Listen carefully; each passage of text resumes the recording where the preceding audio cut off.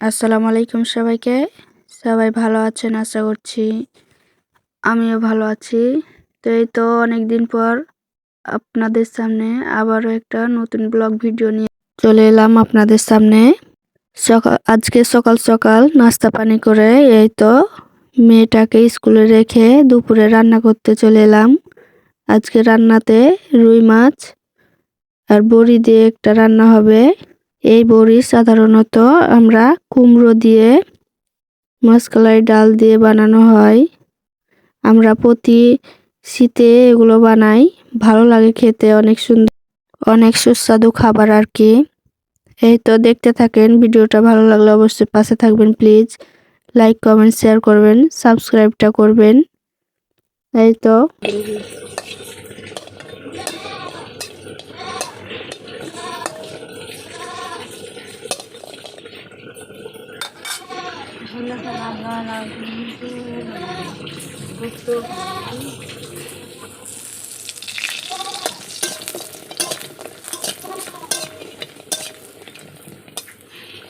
যার মুখের রুচি একদম নেই, যারা তরকারি দিয়ে ভাত খেতে ভালো লাগে না মনে করেন, এই যে বড়ি দিয়ে মাছ দিয়ে রান্না করে দেখবেন, অবশ্যই ভাত খেতে ভালো লাগবে। অনেক সুস্বাদু খাবার এটা বলা যায়। তো দেখতে থাকেন, ভিডিওটা ভালো লাগলে অবশ্যই পাশে থাকবেন, সাবস্ক্রাইব করবেন প্লিজ। অনেকদিন ভিডিও বানানো হয়নি, আপনাদের সামনে শেয়ারও করা হয়নি। এই তো চলে এলাম। আমি মাছ দিয়ে আলু রান্না করেছি, তার সাথে বড়ি দিয়েছি। আলু রান্না স্কিপ হয়ে গেছে, তার জন্য সরি। তো আমরা এই আলুগুলো গড় আলু বলে থাকি।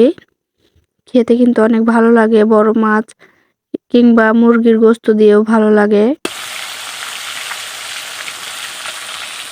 আমার ভিডিও কারো একটু ভালো লাগলে অবশ্যই লাইক করবেন প্লিজ।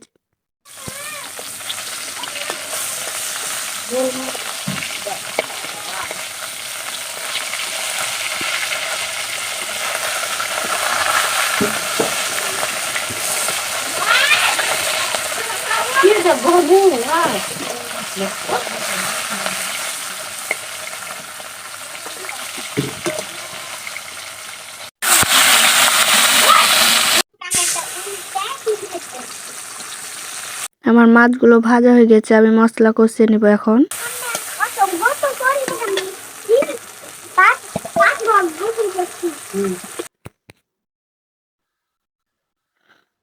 আমি হালকা একটু পানি দিয়ে মশলাগুলো কষিয়ে নিই, তাহলে মশলার যে কাঁচা গন্ধটা আছে অনেকটাই চলে।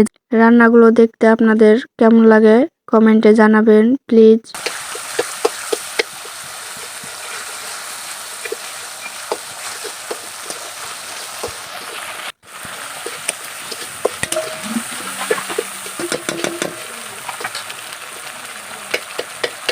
এখন তো ঠান্ডা চলে, অনেকটাই ঠান্ডা ঠান্ডা লাগছে, শীত শীত লাগছে। এখন বড়ি দেওয়ার সময়, এখন সবাই কুমড়ো দিয়ে মাসকলাই ডাল দিয়ে বড়ি বানানো হবে। আমরা তো এই শীতের সময় বড়ি বানাই। আমি বড়িগুলো হালকাভাবে কষিয়ে পানি দিয়ে দিলাম, ফুটে উঠলে মাছ দিয়ে দিব। আমার ভিডিও অনেকটা স্কিপ হয়ে গেছে, সরি তার জন্য। এই তো সাথে সরিষার শাক ছিল, এই শাকগুলো আমি একটু পানি দিয়ে লবণ দিয়ে ফুটিয়ে তারপর সিদ্ধ করে নেব।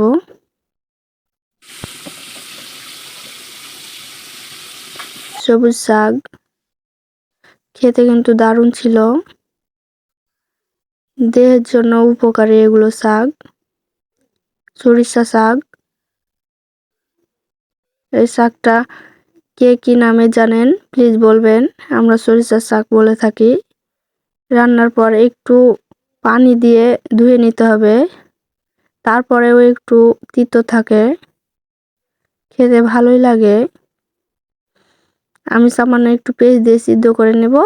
তারপরে এই তো পেঁয়াজ, রসুন, বেশি করে রসুন কুচি দিবেন, তাহলে অবশ্যই শাকটা খেতে ভালো লাগবে। আমি জানি না আমার কথাটা কতটুকু বলা হয়, আমি কথা ভালোভাবে বলতে পারি কিনা আপনাদের সামনে। ভুল হলে অবশ্যই ক্ষমা দৃষ্টিতে দেখবেন। তো আমি এখন বাগার দিয়ে দিব। আজকের ভিডিওটা এই পর্যন্ত, এখানে শেষ করছি। আল্লাহ হাফেজ, আসসালামু আলাইকুম।